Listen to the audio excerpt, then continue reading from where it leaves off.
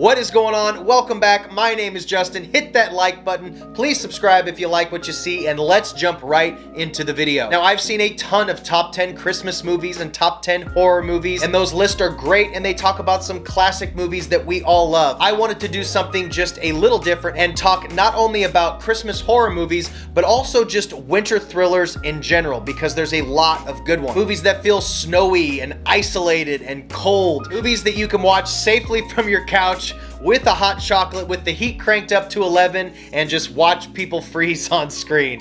I have some really good ones, including my number one, which I do think will be a little controversial. Now, these aren't in any particular order except my number one slot reserved for my personal favorite. Definitely let me know what you guys think of my selections, if any of these are your favorites, and any that you'd like to suggest for a future video. This is the first episode. I think I'm going to end up doing a couple more of these throughout the winter, so stay tuned. And let's get right into my number 10 selection. And that movie is Gremlins. You can't go wrong with Gremlins every Christmas. In my opinion, in my humble opinion, this is a horror movie. It's a Christmas horror movie with fantastic practical effects, directed by Joe Dante, written by Chris Columbus. It has all the hallmarks of a good creature feature, great performances, good practical effects, amazing puppetry work. It's just an absolute must-see. So if by some chance Gremlins has passed you by, put that on your watch list and watch it immediately. Number 9, Jack Frost. You can't talk about Christmas horror or winter thrillers without mentioning Jack Frost. Now, this movie isn't scary, obviously, to anybody who's seen it,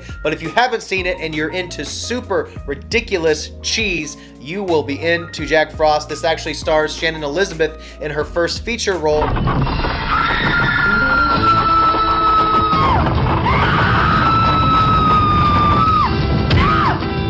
Basic premise of this story is a prisoner being driven in a bus to be executed because he's on death row. It overturns. There's some toxic waste nonsense. It doesn't matter. His soul is transferred into a snowman and he becomes a killer snowman. There's some fun kills, some goofy performances. It's all around good time. If you have not seen Jack Frost, definitely get it, and I would suggest picking up the Vinegar Syndrome edition of this movie. It's a great edition. Add it to your collection. Next up, one that is finally starting to get a little more buzz around it, and people are starting to finally talk about it a bit more, and that is Better Watch Out. This movie is an amazing Christmas horror that will keep you guessing. It takes a deviation from the traditional kid and his babysitter tropes that a lot of movies fall into, and this gives you something really different. It pulls a bait and switch that I will not reveal. I actually don't want to spoil anything in this movie, so I'm going to shut up now before I ruin anything, but this movie is not what you expect. It's fantastic. It's, like I said, it's finally gaining a cult following, and I would definitely suggest checking out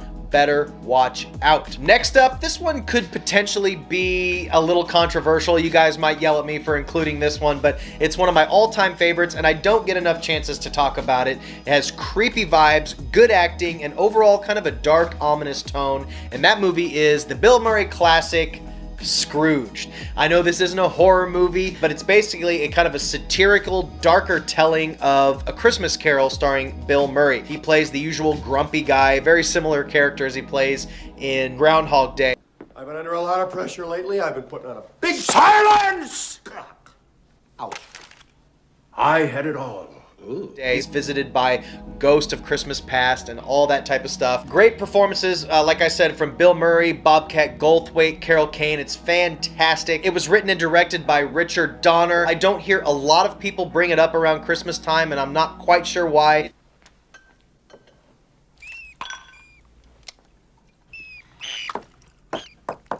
Oh.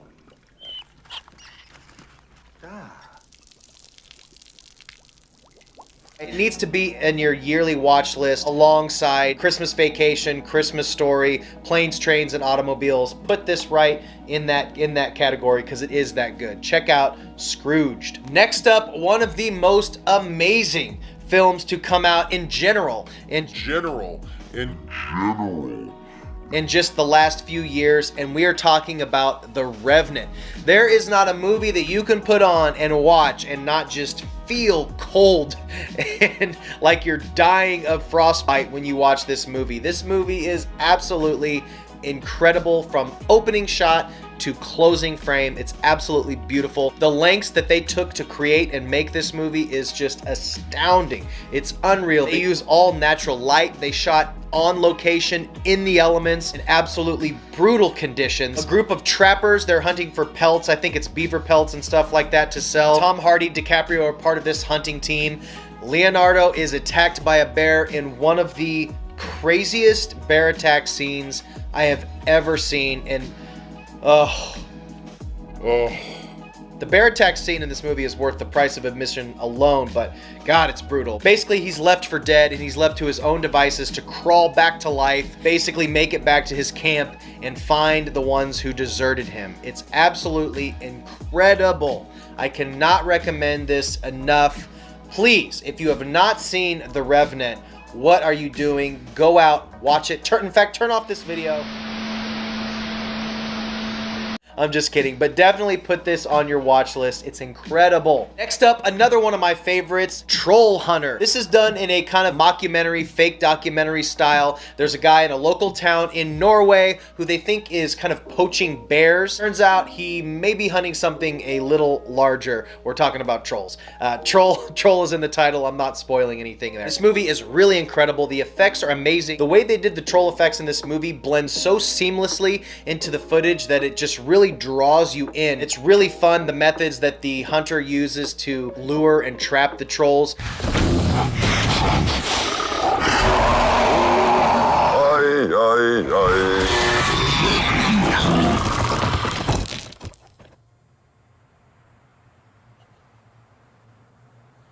In varying size from like 6 feet all the way to 150 feet tall. The movie's climax ending scene is so incredible and so epic. It's just an absolute must see. If you have not seen or heard of Troll Hunter, oh my God, go check this movie out. It's amazing. The wintry landscapes of this movie are just incredible. Check it out. You won't be let down. Next up, the isolation winter mystery classic, The Thing. Cannot mention isolation, winter thrillers, Christmas horrors without talking about John Carpenter's The Thing. It's just an absolute masterclass in suspense and drama, practical effects. It's absolutely incredible. I don't want to give away too much if you haven't seen it, and I don't want to talk too long about it because it's a pretty popular movie. But if you have not seen John Carpenter's The Thing starring Kurt Russell, you need to put this on your watch list. All of these are must-sees. If you have not seen this, watch this immediately. In my opinion, it's John Carpenter's best film, the most accessible film he's made, the most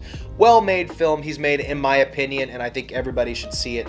It's great. Another movie you can't make a list like this and not mention, and that is Stephen King's The Shining. The descent into madness that Jack Nicholson portrays in this movie is nothing short of legendary. This movie is absolutely fantastic. I would regret not including this movie. I think everybody's familiar with The Shining, but if somehow you've missed it, you definitely need to check this classic out. Basically, Jack Nicholson plays a writer who goes to a hotel to be the caretaker for the winter months and is overtaken by a evil spirit ghost. I won't spoil anything. Check it out. It's fantastic. Now, the second to the last selection could be another one that's slightly controversial, and it's only controversial because I'm not mentioning the first movie in this franchise, but the second, and that is Silent Night, Deadly Night 2. I prefer the second over the first one. They're both a lot of fun to watch, but the second one to me is just slightly more enjoyable. And if you haven't seen the first one, this movie is basically a highlight reel of the first movie. Eric Freeman plays Ricky, the main character's brother from the first movie, Billy. Basically, he's avenging his brother's death and recounting all the things that happened in the first movie at the same time.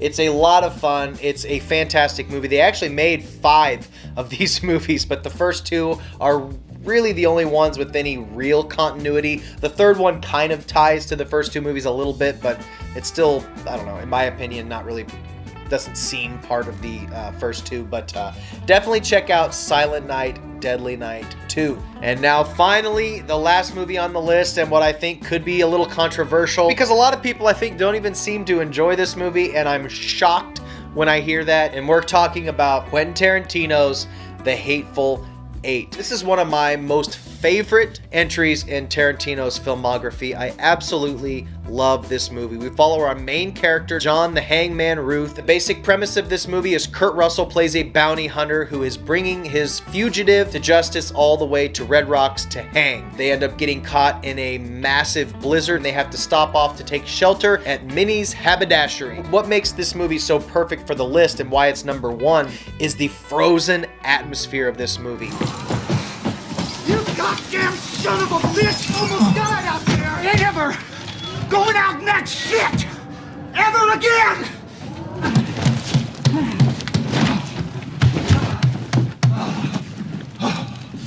The majority of the movie takes place in a remote cabin, and you can just feel the relief as they go from the outside snowy blizzard cold into this warm cabin. Tarantino did such an amazing job with the set and making you feel like you're there, sitting by the fire, and you can just feel all the elements. It is very talky, it's very long, but Tarantino has proved, especially in Inglourious Basterds, that he can take dialogue scenes and turn out great suspense. Look at the opening scene in Inglourious Basterds in the basement, fighting in a basement scene that he put in Inglourious Basterds. A lot of this movie is dialogue, but by the end, this movie is also one of Tarantino's bloodiest movies he's ever done. And if you can stick to the end, it is long. It's about 3.5 hours. I highly suggest checking this out. If you're watching this movie for the first time, I would actually suggest watching it on Netflix, as Tarantino did a special mini-series version of this film where he broke the movie up into 4 episodes, and it's a little more easy to digest as a whole movie, watching it in several like mini episodes. I can't recommend this movie enough. It's absolutely fantastic. It's some of the best work in Tarantino's filmography. I know it's a little controversial picking this one as number one, but I highly suggest watching it.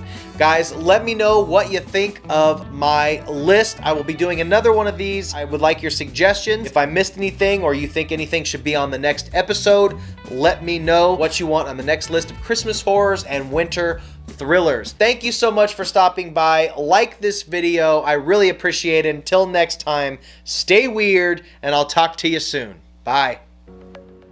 I love movies. Gosh, I love movies. I love watching them, and I love making them.